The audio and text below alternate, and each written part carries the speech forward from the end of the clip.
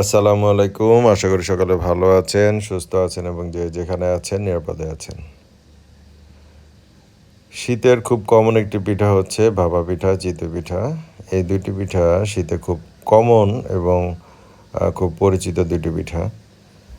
ভাপা পিঠা সচরাচর এবার শীতে একবারের জন্য খাওয়া হয়নি। কারণ হচ্ছে ভাপা পিঠা সব জায়গার ভাপা পিঠা, সবার তৈরি ভাপা পিঠা অত একটা পছন্দ হয় না আমার। তাই এই পিঠাটি দেওয়ার পরও প্রথমে খেতে চাইনি। পিঠাটি দিয়েছে এক বোন।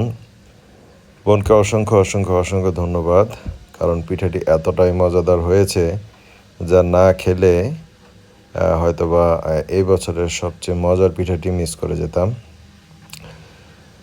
তো যারা পিঠা পছন্দ করেন তাদের উদ্দেশ্যে বলছি বেশি পিঠা খাবেন, সুস্থ থাকবেন। ধন্যবাদ।